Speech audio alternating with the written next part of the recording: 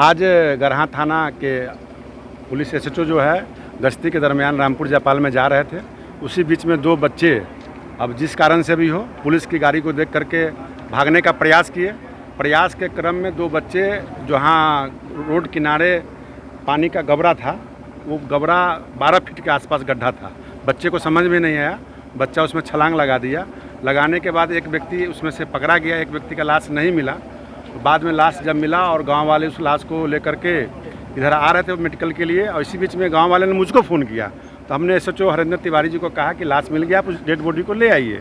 लाने के क्रम में ही शायद कुछ बच्चे के द्वारा जो असामाजिक तत्व हैं उनके द्वारा उन पर पथराव किया गया और थाना के अंदर आकर के दो गाड़ी को फूंकने का प्रयास किया, फूंक दिया, जिसके कारण लपट से और भी गाड़ी झोपड़ी जला है।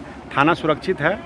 यही घटना, आज का सच्चाई घटना यही है। एक महीने के अंदर, 1 से 1.5 महीने के अंदर पुलिस के प्रति इस तरीके का आक्रोश थाना में? नहीं, 1 महीने पुलिस के प्रति आक्रोश नहीं है। ये शाम के टाइम में जितने भी नौजवान बच्चे हैं जो स्मैकर हैं, जो दारू पीने वाले लोग हैं, जो सिंडिकेट चलाने वाले लोग हैं, उस तरह के उपद्रवियों के द्वारा ये कार्रवाई हुई है। बाकी जिसके बच्चे मरे हो तो बिल्कुल सिंपल परिवार के लोग हैं, साधु संत महात्मा लोग हैं।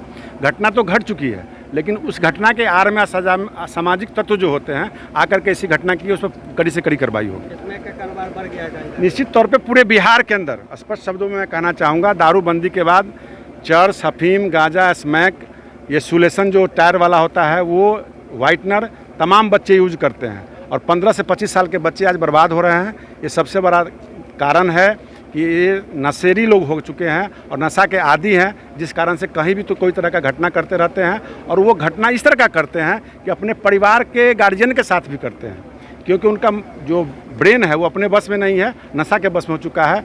ये दारू बंद होने के बाद ये घटना तेज़ी से बढ़ रहा है। घटना के बारे में वरीय पुलिस अधीक्षक महोदय द्वारा जो प्रतिक्रिया दी गई है वही हम लोग की आधिकारिक प्रतिक्रिया है। यहाँ पर शाम को शराब से संबंधित मामले में 2 लोगों की गिरफ्तारी हुई थी। बाद में किसी व्यक्ति के पानी में डूबने से सूचना की प्राप्त हुई और उसके शव को लेकर गांव वाले आक्रोशित होकर पहले उन लोगों ने राजमार्ग को जाम करने की कोशिश की। और चूंकि ये OP राजमार्ग पर स्थित है, तो जैसा कि आप लोग देख रहे हैं, OP के बाहर जो वाहन खड़े थे और जो घास फूस की झोपड़ी थी, इस पर आग लगाने की कोशिश की गई है। जो भी नुकसान हुआ है उसका आकलन किया जा रहा है। घटना के संबंध में प्राथमिकी दर्ज की जा रही है। हम लोगों के संपर्क में भी है। शव उनके परिवार वालों के साथ वो लोग हॉस्पिटल भेज दिया गया है।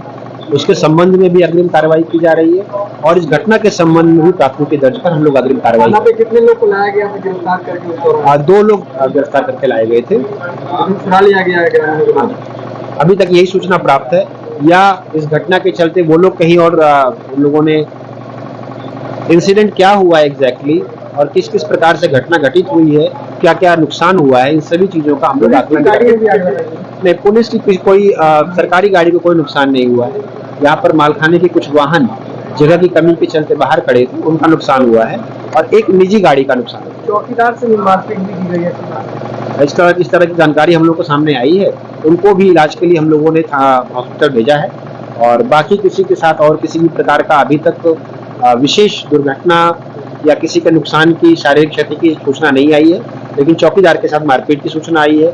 उस समय यहाँ पर कुछ पदाधिकारी और बल था, उन लोग के साथ क्या किसी प्रकार का दुर्व्यवहार किया गया है या वो लोग किस प्रकार के शौक में है, इसको देखते हुए अभी उन लोग को प्राइमरी ट्रीटमेंट के लिए भेजा गया है। लेकिन इस पूरी घटना पर हम लोग प्राथमिकी दर्ज कर और जो भी विधि सम्मत कार्रवाई है वो हम लोग निश्चित रूप से करेंगे। पुलिस रामपुर जयपाल में गई थी छापेमारी करने के लिए शराब को लेकर।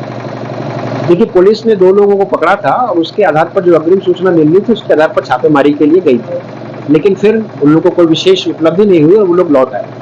बाद में ये सूचना प्राप्त हुई कि एक व्यक्ति की तालाब में डूबने से मृत्यु हो गई है। संभवतः गांव वालों को ऐसा लगा होगा कि पुलिस के डर से कोई व्यक्ति भागा हो और फिर वो उस तरह से दुर्घटना हो गई हो, लेकिन हम लोग पास ऐसी कोई सूचना नहीं थी। ये शाम की बात है। फायरिंग करने की भी बात आ रही है? नहीं, अभी तक ऐसी कोई बात नहीं। लेकिन हम लोग यहाँ पर, क्योंकि ये थाना अभी OP नया बना है और बहुत CCTV फुटेज नहीं है।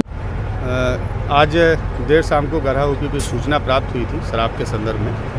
इस सूचना के आधार पर थाने के द्वारा छापेमारी की गई, जिसमें 3 नवयुवक थे जो को थाना के द्वारा गिरफ्तार किया गया और तीसरा नवयुवक छापेमारी के डर से भागा और वो एक गड्ढे में कूद गया। चूँकि गड्ढा काफ़ी गहरा था, इसलिए डूबने से उनकी मृत्यु हो गई। उसी के आक्रोश में पब्लिक शव लेके यहाँ पे आ गई उनके द्वारा हल्का फुल्का रोड जाम किया गया और थाना परिसर में जो मालखाने में जब बाइक रखी थी और 2 4 व्हीलर भी थी उनमें आगजनी की गई है।